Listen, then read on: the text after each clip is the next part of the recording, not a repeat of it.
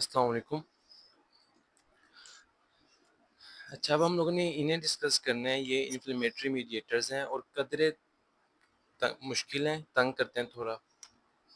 इसके लिए ना आपने ये है कि पहले तो इन्फ्लेमेटरी मीडिएटर्स के ना कई ग्रुप्स हैं। इनमें अपने पास मतलब डिफरेंट वेज हैं इनको डिवाइड करने के। जो बेस्ट वे है वो तो ये है कि इनके लाइक क्लासेस जो हैं उनके हिसाब से देखा जाए।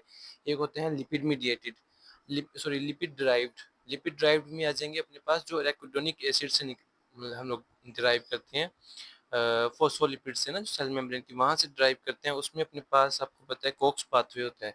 कोक्स पाथवे से आपको याद है कोक्स कोक्स पाथवे है। कोक्स पाथवे से बनते थे हमारे पास प्रोस्टाग्लैंडिन्स बनते हैं और थ्रोम्बोक्सिन बनता है TXA2 ना, अगर आपको याद हो।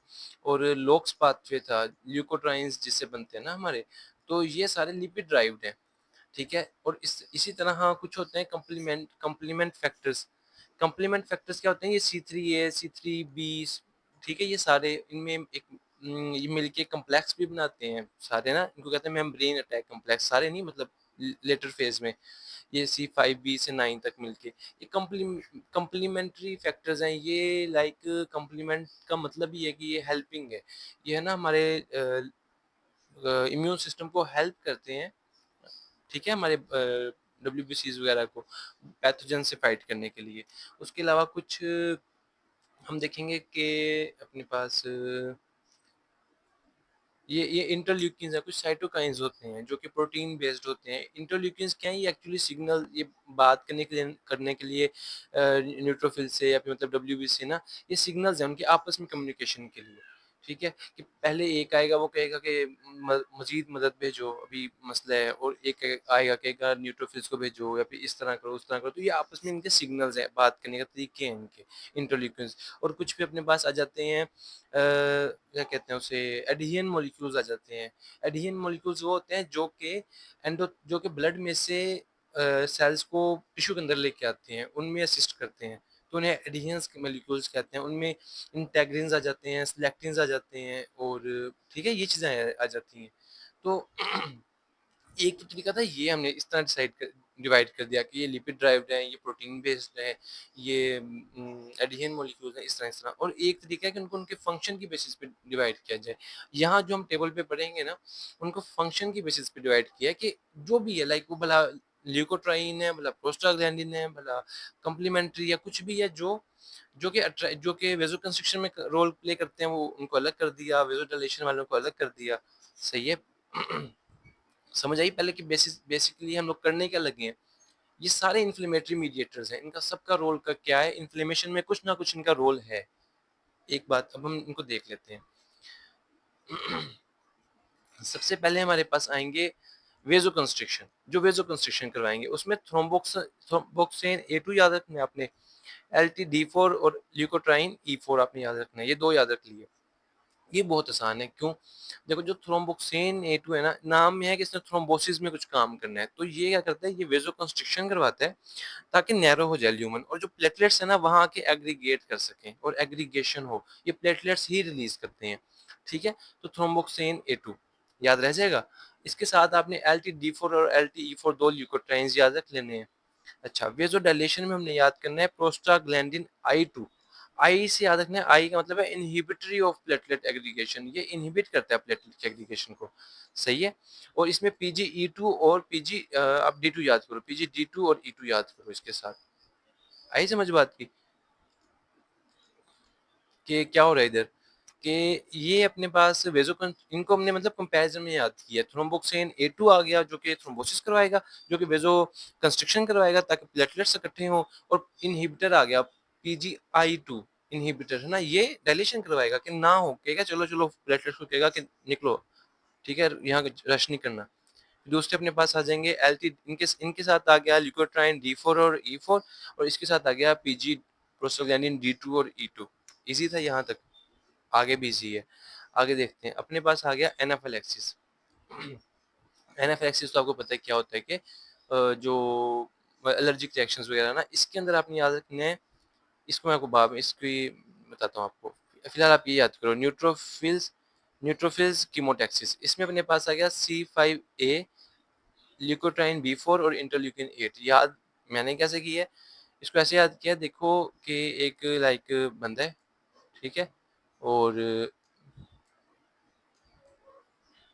सपोज़ ये बंदा है अपने पास, और एक इसने क्या करा है, ये बुला रहा है, ठीक है? उसे कह रहे हैं मतलब इशारे से ना, तो 5 आ गया, C5A, एक ये आ गया C5A, और दूसरा इसके पास आ गया कि ये ना, इसने लाइक 2 तरीकों से कर सकते हो। एक तो आप यूँ सोच लो कि इसने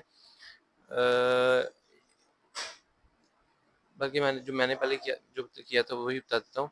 इसको यूँ किया है कि लाइक इसके पास ना एक वो है, बजाने वाला होता है, ये 8 फॉर्म में अजीब सा बना है, लेकिन मतलब इसने वो बजाने के लिए होता है, ठीक है? वो बंदरों को जो होता है ना, तो उनके पास होता है किस तरह से, तो वो है इसके पास, वो 8 की फॉर्म में होता है, डंबल की फॉर्म में होता है, तो वो 8, तो इंटरल्यूकिन 8 आ गया इसके पास, दूसरा इसका हाथ से बुला रहा है 5, तो C5A आ गया। ये 2 आ गए, और जो सबसे इम्पोर्टेंट है ना, वो ल्यूकोट्राइन B4 है। अब B4 आपने खुद याद रखना है, सही है? ये मैं नहीं बता सकता, तो ल्यूकोट्राइन B4, तो ये 3 आ गया, और सबसे इम्पोर्टेंट जो है ना, वो है ल्यूकोट्राइन B4, सही है? ल्यूकोट्राइन B4 ये सबसे ज़्यादा पोटेंट है, सबसे ज़्यादा अट्रैक्टिव है। तो कोई भी आप ऐसे याद रख सकते हो जो, ठीक है? फिर अपने पास आ गए ऑप्शंस। ऑप्शंस में हमारे पास आ गया, ऑप्शंस उनको कहेंगे कि ये ना, ऑप्शनाइजेशन कहते हैं कि वो ना टारगेट कर देते हैं, कुछ चीज़ें होती हैं कि वो लेबल कर देते हैं कि ये हमारा नहीं है, ये पैथोजन है, इसको जो भी देखे इसको दब दे, ठीक है? और ये इस तरह, तो उसको ऑप्शंस उसे कहते हैं। तो अब C3B और IgG, तो C3B याद करना है आपने, उसमें उसने बताया हुआ है एक निमोनिक है, C3B binds bacteria, b binds bacteria, ठीक है? तो C3B। अच्छा, साइटोलाइसिस जो लेट फेज होता है ना, कंप्लीमेंट एक्टिवेशन का, जब कंप्लीमेंट सिस्टम एक्टिव होता है ना, तो एक अर्ली फेज होता है, एक लेट फेज होता है। अर्ली फेज वाले जो मीडिएटर्स हैं ना, ये C3A वगैरह, ये क्या करते हैं, ये इन्फ्लेमेशन वगैरह काज करते हैं, ठीक है? ये इन्फ्लेमेशन काज करते हैं, और जो है ना लेट वाले मीडिएटर्स, जिसमें C5B आ गया, ये और 9 तक आ गया, ये मिलके ना एक कम्प्लेक्स बनाते हैं, मेम्ब्रेन अटैक कम्प्लेक्स। क्या नाम नाम में है, मेम्ब्रेन अटैक कम्प्लेक्स। ये क्या करते हैं, ये ना पंच कर देते हैं उनकी मेम्ब्रेन में, माइक्रो जो बैक्टीरिया होते हैं ना, माइक्रोब्स होते हैं, उनकी मेम्ब्रेन में होल्स पंच कर देते हैं और उनको मार देते हैं बाकायदा। तो ये साइटोलाइसिस करवा देते हैं, सही है? मेम्ब्रेन, मैक भी कहते हैं, मेम्ब्रेन अटैक कम्प्लेक्स। चलो, अच्छा, फिर अपने पास पेन मीडिएटर्स आ गए। उसमें अपने पास आ गया ये अपना ब्रैडिकाइनिन आ गया, प्रोस्टाग्लैंडिन्स आ गया। सबसे जो पोटेंट होता है वो ये होता है, ब्रैडिकाइनिन होता है, बड़ा बुरा जो पेन, हमने ये न्यूरो में भी डिस्कस किया था, ठीक है? न्यूरो में हमने एक और बात की थी कि फास्ट पेन को ग्लूटामेट लेके आता है, और स्लो को सब्सटेंस पी लेके आता है, अगर आपको याद हो। खैर, फिर हमारे पास ना ल्यूकोसाइट एडिशन में मैंने आपको बताया ना कि कुछ होते हैं जो कि, बल्कि आपको तस्वीर दिखाता हूँ एक, इसमें देखें, ये देखें, ये ना ल्यूकोसाइट्स जब उनको बुलाया जाएगा ना, तो ये ब्लड से टिश्यूज में जाएंगे, तो ये सारा प्रोसेस होता है इनमें। ये देखो, पहले पहले आता है रोलिंग, ठीक है? उनको स्लो डाउन करते हैं, जो स्पीड से जा रही होती है ना ट्रैफिक, उसको स्लो डाउन करते हैं। उसमें सिलेक्टिन्स का रोल है, किसका रोल है? सिलेक्टिन्स का। फिर अपने पास उसके साथ अटैच होना होता है, एडिशन होनी होती है। एडिशन में रोल होता है, ये मतलब देख लिया आपने, अब आपको समझाता हूँ। एक हो गया कि पहले रोलिंग करवाएगा, उसको स्लो डाउन करवाएगा, उसमें अपने पास रोल होगा सिलेक्टिन्स का। फिर अपने पास है जो एडिशन करनी है, अब सपोज ये एंडोथेलियम है जो हमने देखी ब्लड की, और ये अपने पास लिम्फोसाइट जो था, वाइट ब्लड सेल, न्यूट्रोफिल, जिसने भी अपने उस इन्फ्लेमेशन की साइड पे पहुंचना है, वो है। ये इसके पास आ जाएगा क्या, LFA1, ये लिखा हुआ है LFA1, ल्यूकोसाइट एडिशन मॉलिक्यूल, ठीक है? इसका जो ल्यूकोसाइट का है, सही है? लाइक इसका हाथ, ल्यूकोसाइट का हाथ ये होगा LFA1, और जो इनकी तरफ से, जो एंडोथेलियम की तरफ से होगा, वो होगा ICAM, सही है? ICAM VCAM. तो यूं कह लो कि लाइक ये एक बिल्डिंग है एंडोथेलियम से, तो इसने ना ल्यूकोसाइट ने इसके अंदर जाना है, इस तरफ जाना है, ठीक है? 2 सेल से इनके अंदर जाना है, तो उसने जाने के लिए उसको और कोई चीज़ नहीं मिली, कैमरे थे बिल्डिंग के बाहर लटके, उसने अपने हाथ से वो कैमरे पकड़ लिए, और कैमरा पकड़ के अपने आप को साथ अच्छे से जोड़ लिया, और फिर क्लाइंब करके वो चला गया आगे, सही है? तो यूँ याद कर लो आप। तो पूछिए अगर कि एंडोथेलियम की तरफ से कौन-सा एडीएन मॉलिक्यूल होता है, तो वो होता है ये आई-कैम, वी-कैम, सही है? और अगर पूछे कि आपके पास ये अपने पास ल्यूकोसाइट है, इसकी तरफ इसका एडहेशन मॉलिक्यूल कौन सा है जिससे इसने चिपकना है, वो LFA1 है, सही है?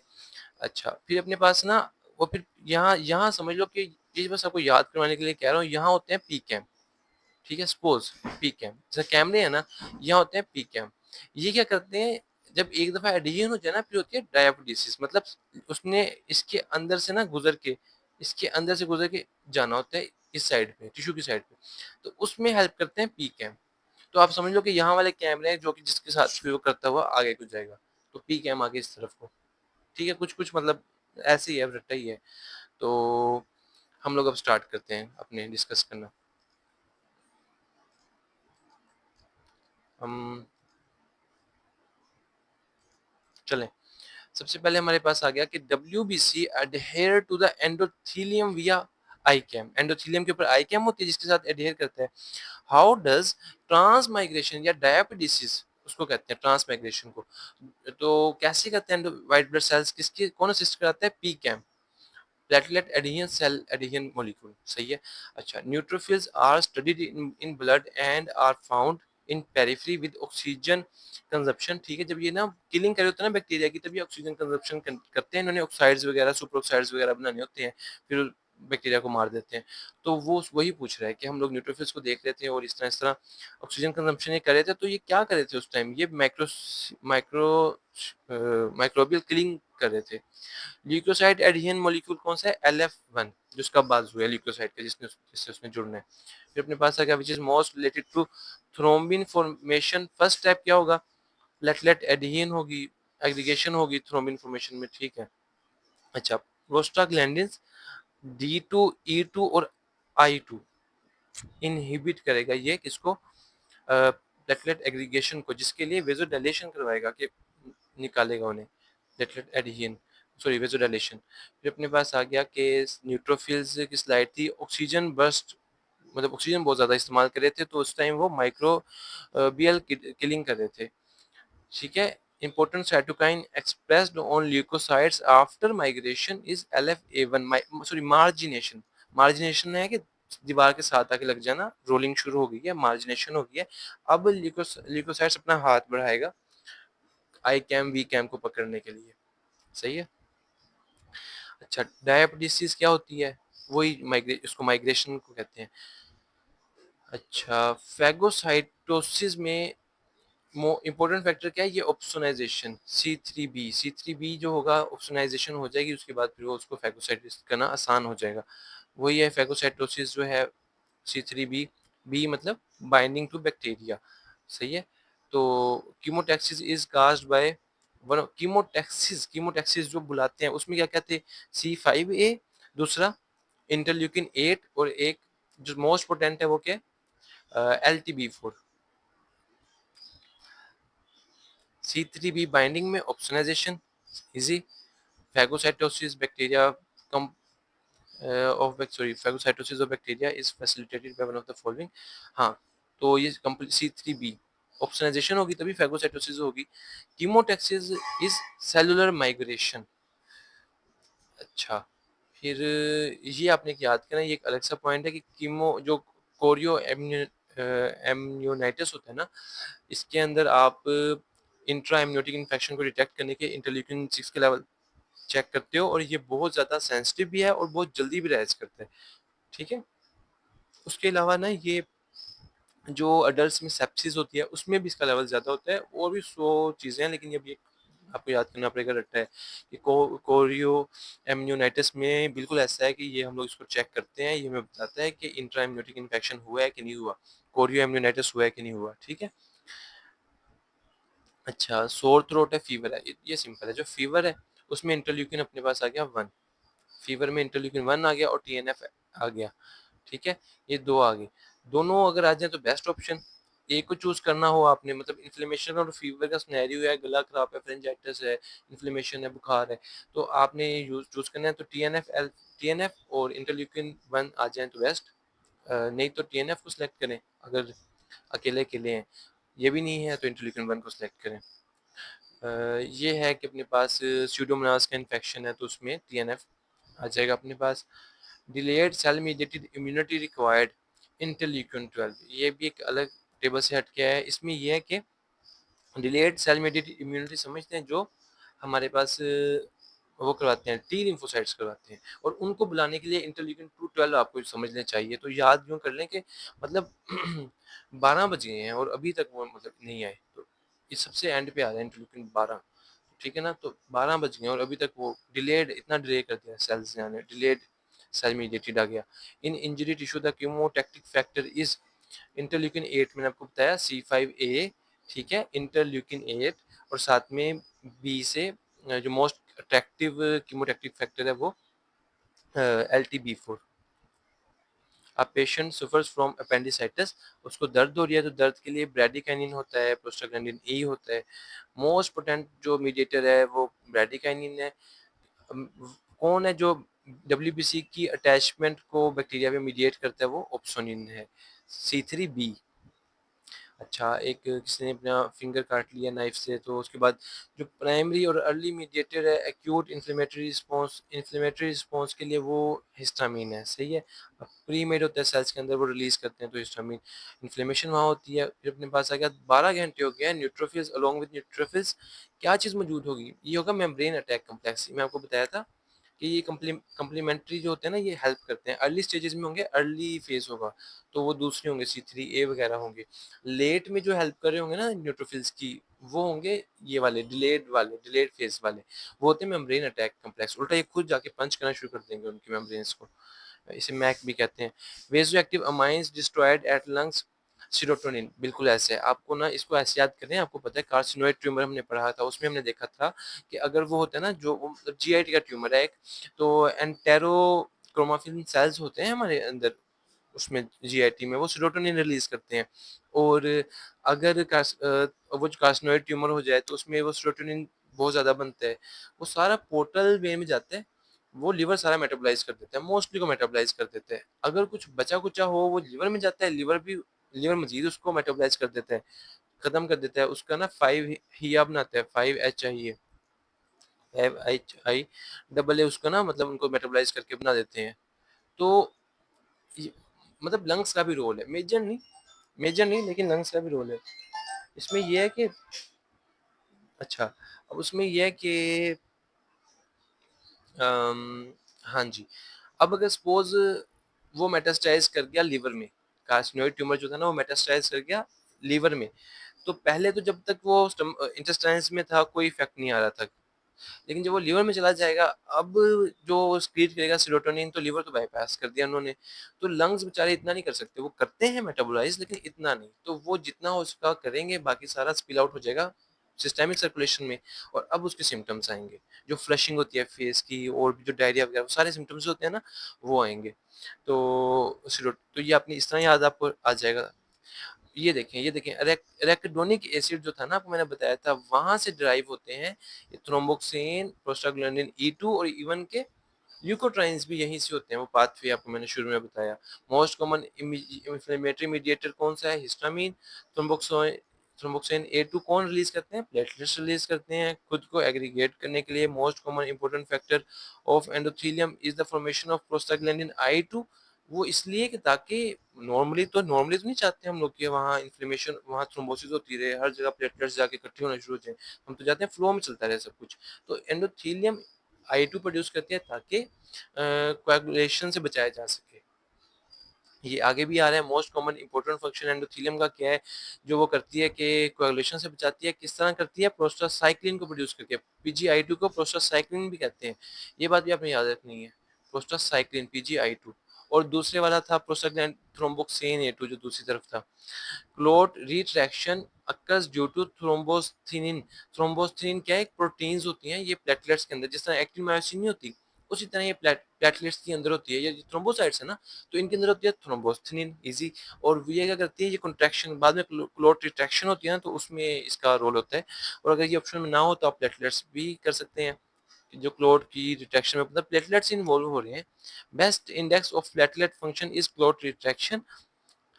ये एक दौर में ऐसा था कि आप ना क्लोटलेट रिट्रैक्शन मतलब क्लोट देख लेते थे, उसकी रिट्रैक्शन होती थी, तो आप इससे डिसाइड करते थे कि प्लेटलेट्स हमारे काम कर रहे हैं। ये एक तरह से टेस्ट था, लेकिन ये अब नहीं रहा मतलब बेस्ट इंडेक्स। अब इससे भी बेहतर टेस्ट आ गए हैं, इससे एडवांस आ गई टेक्नोलॉजी, सही है, क्योंकि ये टाइम कंज्यूमिंग भी है और भी चीज़ें हैं। ये हर स्टेप को अलग-अलग नहीं बताता। अगर कोई मसला आए, नहीं करा क्लॉट डिटेक्शन, तो किस स्टेप पे मसला आ रहा है प्लेटलेट्स के ना, तो ये भी नहीं हमें बताता। तो इसलिए ये इतना बेहतर टेस्ट नहीं है। Which one of the following is responsible for chemotaxis C5a, leukotriene leukotriene B4, C5a, leukotriene B4, वो यही लिखा है मोस्ट पोटेंट कौन सा है, मैं आपको पहले बता चुका हूँ। ये भी वही लिखा है कि लाइक मोस्ट पोटेंट कौन सा है, नहीं, मोस्ट पोटेंट कीमोटैक्टिक फैक्टर जो कि इलेक्ट्रॉनिक एसिड लिपोक्सिनेज पाथवे से बनता हो, तो वो ल्यूकोट्राइन B4 है, और आई गेस ये भी सेम पूछा हुआ है। A person with suffering from parasitic infection, और उसको इओसिनोफिल्स उसके रेज होंगे, ये हमें पता है, सिंपल सी बात है भाईजान, इसमें इतनी खप नहीं। न्यूट्रोफिल्स जो होते हैं मल्टी लोब्ड होते हैं, और जो फर्स्ट रिस्पॉन्डर्स कौन होते हैं, न्यूट्रोफिल्स। 3 दिन तक न्यूट्रोफिल्स मौजूद होते हैं, उसके बाद फिर मतलब 2 से 3 दिन तक, उसके बाद फिर मैक्रोफेजेस आ जाते हैं। अच्छा, 2 से, ठीक है, 1 से 2 दिन तक। और बैक्टीरियल इन्फेक्शंस में सबसे पहले ये आते हैं एक्यूट इन्फ्लेमेटरी रिस्पॉन्स। इन्फॉक्शन में भी हमने देखा, एमआई में हम लोगों ने देखा था, मैंने आपको बताया था 3 दिन तक कोएगुलेटिव नेक्रोसिस, साथ में न्यूट्रोफिल्स होंगे, 7 दिन तक कोएगुलेटिव नेक्रोसिस, साथ में मैक्रोफेजेस होंगे, और उसके बाद आपको बताया था ग्रैनुलेशन टिश्यू आएगा, फाइब्रोब्लास्ट आएंगे, और जो वेसल्स वगैरह आती हैं वो सब कुछ होगा। अच्छा, मोनोसाइट्स क्या होते हैं, ये ब्लड के अंदर होते हैं, और बाद सबसे लार्जेस्ट सेल्स होते हैं मोनोसाइट्स, और ये टिश्यूज में जाके डिफरेंशिएट कर जाते हैं, मैक्रोफेजेस बन जाते हैं, और तकरीबन 2 दिन बाद ये आ जाते हैं, न्यूट्रोफिल्स को आके रिप्लेस कर देते हैं। क्रोनिक इन्फ्लेमेशन में इनका रोल है, मतलब जब 3 दिन बाद रहे हैं तो क्रोनिक इन्फ्लेमेशन में काम आएंगे। काज ऑफ मोनोसाइटोसिस, ये क्रोनिक इन्फेक्शन, टीबी, मैलिग्नेंसी, जो इसमें लिम्फोमास वगैरह बनते हैं, तो वो अपना क्या कहते हैं, लिम्फोसाइट्स आके, सो तो लिम्फोसाइट्स आते हैं, पहले मैक्रोफेजेस आते हैं ना, पहले मैक्रोफेजेस आते हैं, वो जाके एपिथेलियोइड सेल्स बनाते हैं, जायंट सेल्स बनाते हैं, उसके बाद फिर लिम्फोसाइट्स आते हैं। ठीक है, तो रेफर्स टू लिम्फोसाइट्स में ये बी सेल्स आते हैं, टी सेल्स आते हैं, एन के सेल्स आते हैं, नेचुरल किलर सेल्स आते हैं। सही है, और prominent inflammatory cells in the main, और मेनली वायरल इन्फेक्शन में आप देखोगे कि लिम्फोसाइटोसिस मेनली वायरल इन्फेक्शन में होती है, टीबी में भी होती है। जिस तरह वायरल मेनिंजाइटिस में हमने देखा कि उसमें लिम्फोसाइट्स ज़्यादा होंगे। हमने एप्स्टन वायरस में आई गेस अभी भी माइक्रोबायोलॉजी में आगे आएगा वो, तो उसमें भी हम पढ़ेंगे कि किस तरह एटिपिकल लिम्फोसाइटोसिस होती है, और वहाँ डिस्कस करेंगे। अच्छा, और हेलमिंथ, आपको पता है इओसिनोफिल्स जो हैं वो हेलमिंथ इन्फेक्शंस में, पैरासाइटिक इन्फेक्शंस में ज़्यादा होते हैं, एलर्जीज में ज़्यादा होते हैं, ये भी माइक्रोबायोलॉजी में देखेंगे। और बेसोफिल्स जो होते हैं अपने पास, वो एलर्जिक रिएक्शंस में इन्वॉल्व होते हैं, बिल्कुल मास्ट सेल्स इन्वॉल्व होते हैं। बेसोफिल्स जो होते हैं जो ब्लड में फिर रहे होते हैं ना अपने पास, ये बेसोफिल्स होते हैं, और जो टिश्यूज में पड़े होते हैं वो मास्ट सेल्स होते हैं। ठीक है, और मास्ट सेल्स मतलब बेसोफिल्स बाद में मास्ट सेल्स भी बन सकते हैं। ठीक है, इनके अंदर हेपरिन होते हैं, हिस्टामिन ग्रैन्यूल्स होते हैं, सेरोटोनिन के भी होते हैं। ठीक है, हमें ये भी पता है कि इनमें से कौन-कौन से ग्रैनुलोसाइट्स हैं, न्यूट्रोफिल्स, इओसिनोफिल्स और बेसोफिल्स। ठीक है, ये एक ग्रैनुलोसाइट्स हैं, मोनोसाइट्स और लिम्फोसाइट्स। चलो, मास्ट सेल्स वही हैं, एलर्जिक रिएक्शन में इन्वॉल्व होते हैं, ये प्रिकर्सर, सेम प्रिकर्सर रखते हैं बेसोफिल्स की तरह, हिस्टामिन, हेपरिन, इओसिनोफिल रिलीज करते हैं।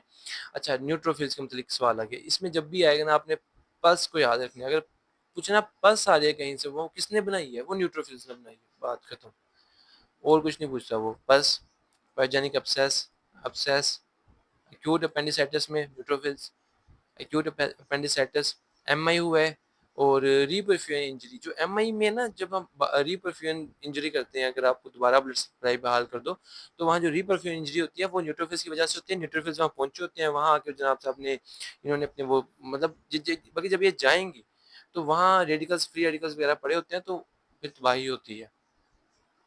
Free radicals produce in reperfusion injury, MI में कौन बनाते हैं, वो न्यूट्रोफिल्स बनाते हैं। सही है, और most common cells during early 48 hours of acute inflammation, neutrophils. Patient died MI के साथ, अब आपको न्यूट्रोफिल्स मिल रहे हैं, नेक्रोटिक एरिया मिल रहा है, तो 24 घंटे मतलब 3 दिन से पहले पहले की बात है, इतना पता है हमें, 3 दिन के अंदर अंदर एमआई हुए। S R E S placed in lymphatics, अच्छा ये है कि उसने लिम्फेटिक्स मतलब टिश्यूज में अगर इन्फेक्शन होगा तो लिम्फेटिक्स में जाएगा ना, तो वहाँ फर्स्ट रिस्पॉन्डर्स अपने पास एमिग्रेशन ऑफ न्यूट्रोफिल्स। ठीक है, ये भी वही चीज़ है। अगर येलो थिक फ्लूइड आ रहा है, मतलब पस आ रही है, उसमें इंस्टिएंट ड्रेनेज की है, तो neutrophils, yellowish discharge neutrophils, fever, shortness of breath, purulent pleural effusion neutrophils. Acute inflammatory response में आते हों और माइलोपेरोक्सीडोसिस भी हैं, तो वो न्यूट्रोफिल्स हैं। माइलोपेरोक्स एमपीओ माइलोपेरोक्सीडोसिस क्या होते हैं? ये है ना अपने पास कह लो बड़ी पावरफुल ब्लीच की गन्स हैं। ब्लीच जो ये ना ब्लीच फेंकती हैं, तो ये बड़े पावरफुल हैं। ये इनके पास भी होती हैं और मैक्रोफेजेस के पास भी होती हैं, मोनोसाइट्स के पास भी होती हैं। मतलब एंजाइम्स हैं बैक्टीरिया को मारने के लिए, इन शॉर्ट। तो ठीक है, एक्यूट इन्फ्लेमेटरी प्रोसेस में आपको वैसे ही याद समझ आ जाएगी बात की।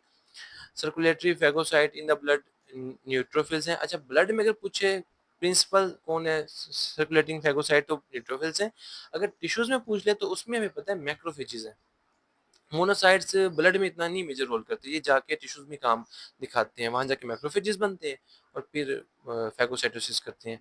बेसोफिल्स के सवाल आगे कहता है आईजीई है, बेसोफिलिक ग्रैन्यूल्स हैं, बेसोफिल्स हैं। ठीक है, मास्ट सेल्स, हिस्टामीन, कौन से सेल्स हैं जो ट्रांसफॉर्म होते हैं मास्ट सेल्स में? बेसोफिल्स आगे। आईजीई है सरफेस पे, मास्ट सेल्स है। बेसोफिल्स के ऊपर भी होते हैं, हिस्टामीन हेपरिन रिलीज करते हैं। मास्ट सेल्स आगे वही कौन सा मास्ट सेल्स कौन सा एंटीकोगुलेंट रिलीज करते हैं? हेपरिन रिलीज करते हैं। Following ऑपियोइड administration, release of histamine, तो मॉर्फिन जो है ना एक ओपियोइड है जो कि हिस्टामीन को रिलीज करवाती है, तो ये बात आपने ख्याल रखनी है। अक्सर ओपियोइड्स ऐसा करते हैं। तो इसका मतलब है कि कोई ऐसे एलर्जिक रिएक्शंस वगैरह में जहाँ पहले ही इन्फ्लेमेटरी चीज़ चल रही हो, तो वहाँ आपने पेन के लिए ओपियोइड्स को ज़रा अवॉइड ही करना है कि वो मज़ीद हिस्टामिन को रिलीज़ करवाएँगे। अच्छा, अस्थमा और सीज़नल रेनाइटिस है, तो क्या चीज़ दो? उसे मास्ट सेल स्टेबलाइज़र दो। सही है, अस्थमा है, patient allergens alveolar mast cells की से रिएक्ट करते हैं और सर्कुलेट्स द ब्लड सबसे कम मिकदार 1% होते हैं, ये 1 to 2% होते हैं बेसोफिल्स। और सेंसिटाइज एटोपिक एस्थमा है, antigen binds to mucosal mast cells. सही है, सिंपल सी बातें थी।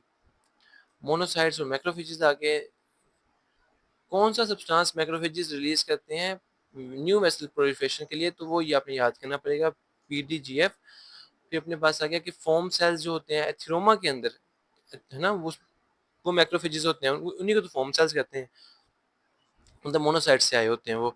और एल्वियोलर मैक्रोफेजेस के मतलब पूछता है कि एल्वियोलर लेवल पे कौन हमें प्रोटेक्शन प्रोवाइड करता है?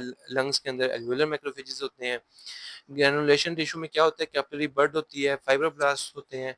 उसके अलावा इन्फ्लेमेटरी सेल्स मैक्रोफेजेस हैं जो कि मेन स्केवेंजर्स हैं इन्फ्लेमेशन की साइड पे।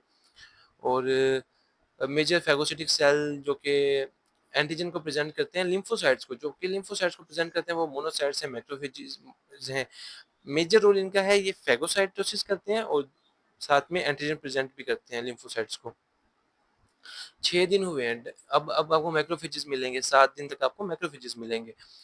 मैक्रोफेजेस मोनोसाइट से ड्राइव होते हैं, माइटोसिनोसिस है। एक बंदे को एमआई यानी एक्यूट मतलब पल्मोनरी कंजेशन थी और तो उसमें आपको क्या मिलेंगे? ऑटोप्सी में एल्वियोलाई में मैक्रोफेजेस मिलेंगे, उसे हार्ट फेलियर मैक्रोफेजेस भी कहते हैं। हार्ट फेलियर की वजह से जो पल्मोनरी कंजेशन होती है ना, तो उसमें ऑटोप्सी पे आपको एल्वियोलाई में एल्वियोलर मैक्रोफेजेस ज़्यादा मिलते हैं। वही लिखा हुआ है, वही पूछा हुआ है। और most important in immunity lungs alveoli के लेवल पे एल्वियोलर मैक्रोफेजेस सबसे इम्पोर्टेंट है। 4 दिन हो गए हैं एमआई को, मैक्रोफेजेस मिलेंगे आपको। इन्फ्लेमेशन में macrophages are main scavengers at the site of inflammation. और immune system act as macrophages कैसे एक्ट करते हैं? फैगोसाइटोसिस मेजर रोल, साथ में एंटीजन प्रेजेंटिंग सेल के तौर पे भी एक्ट करते हैं। 10 साल से ब्रेस्ट इम्प्लांट है, उस आपको क्रोनिक इन्फ्लेमेशन मिलेगी आपको वहाँ, और जाइंट सेल्स बने होंगे। तो ठीक है, लिम्फोसाइट्स जो हैं क्रोनिक इन्फ्लेमेशन में इन्वॉल्व होते हैं। लिम्फोसाइट्स वायरल डिजीजेस में लिम्फोसाइट्स का मेजर रोल है। और अगर आईजीई जो है, ठीक है, और मतलब वो आईजीई मतलब कि वो एलर्जी वगैरह है कोई, तो उसमें आपको ईओसिनोफिल्स ज़्यादा मिलेंगे और पैरासिटिक इन्फेक्शंस में ज़्यादा मिलेंगे। कौन से सेल्स हैं जो लार्ज ग्रैन्युलोज रखते हैं और लार्विसिडल है, लार्विसिडल पॉलीपेप्टाइड्स रखते हैं। मतलब इनका पैरासिटिक इन्फेक्शन में ज़्यादा होने का मकसद ही ये है कि ये लार्विसिडल होते हैं, इनके पास वो चीज़ें होती हैं। और हुकवर्म इन्फेस्टेशन है, तो कौन से मेजर सेल्स होंगे? इओसिनोफिलिक कीमोटैक्टिक फैक्टर होगा जो कि फिर आगे ठीक है? कौन से हुक वर्म है उसके माइक्रोस्कोपिक फीचर में स्पेक्ट्रिकल शेप्ड न्यूक्लियाई हैं, तो वो जो इओसिनोफिल्स हैं इसमें बाइलोब्ड होते हैं, तो स्पेक्ट्रिकल शेप्ड न्यूक्लियाई होते हैं, ठीक है? तो अपने पास आगे चलें, तो which one of the following cells are 1% से कम होते हैं, वो अपने पास प्लूरिपोटेंट स्टेम सेल्स बिल्कुल ऐसे ही है, वो तो मेनली बोन मैरो में होते हैं, और वो ना हो ऑप्शन में तो बेसोफिल्स। ब्लड सब स्ट्रीम में सबसे कम यही होते हैं, ये तो बोन मैरो में होते हैं ना, कोई इक्का दुक्का निकल के आ गया तो आ गया। एम बैंड सेल्स, ये सेल्स नहीं है, एम बैंड की बात कर रहे हैं, जो कि हम लोग इलेक्ट्रोफोरेसिस में मिलता है हमें। वो प्लाज्मा सेल्स, जब वो मल्टीपल माइलोमा में जिस तरह जब मोनोक्लोनल एंटीबॉडी बनती है ना एक ही तरह की, कोई कैंसर हो प्लाज्मा सेल्स का, तो उसमें फिर वो एक बैंड बन रहा होता है इलेक्ट्रोफोरेसिस में, वो ये बना रही होती है। अच्छा, एम बैंड हो गया अपने पास। Cell which cell line does not have nucleus RBCs, और microscopic slides of lymphatics bacteria मिले हैं, और lymphatics do infection clearance from lymph by draining. बस देख लेना क्या लिखा है उसने, मतलब क्या करती है लिम्फेटिक्स, क्या करती है वो, मतलब बैक्टीरिया को ले जाएंगी। एक तो सही है, ये भी ठीक है, चलो वो ले जाएंगी वहाँ जाके लिम्फ नोड्स को के ले जाएंगी, वहाँ होंगे अपने पास बी सेल्स टी सेल्स, वो बैक्टीरिया को मार देंगे। एक ये भी काम है। दूसरा, ये अपने पास फिर बैक्टीरिया भी, मतलब वो बाकियों को उधर इन्फ्लेमेशन वगैरह करेंगे। ठीक है, ये भी सही है। अच्छा, लार्जेस्ट साइज में मेगा कैरियोसाइट है।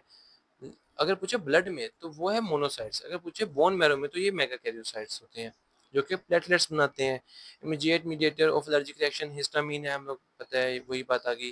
क्रोनिक एलर्जिक राइनाइटिस है, तब एओसिनोफिल है, और इमीडिएट मीडिएटर है तो हिस्टामीन है, ये बात आपने याद रखनी है। क्रोनिक राइनाइटिस में क्या चेंज आएगा कि गोबलेट सेल्स जो हैं वो ज़्यादा हो जाएंगे ना, क्रोनिक चलने की वजह से।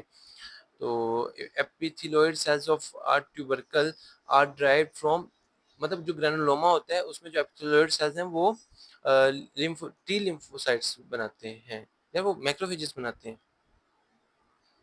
वो मैक्रोफेजेस बनाते हैं, मॉडिफाइड मैक्रोफेजेस होते हैं, ये आपने चेक कर लेना है, सही है।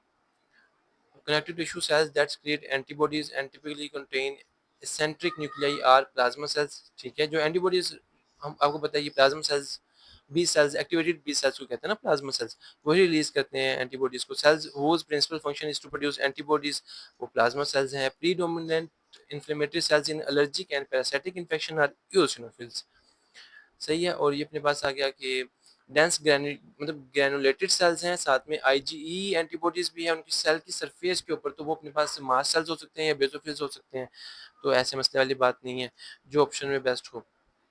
और सेल्स हैविंग ग्रेन्यूल्स और हिस्टामीन डिग्रेडिंग एंजाइम्स हैं। हिस्टामीन डिग्रेडिंग एंजाइम्स होंगे अपने पास, ये यूसिनोफिलिक हिस्टामिनेसिस, ठीक है ना, इनके अंदर यूसिनोफिल्स के अंदर।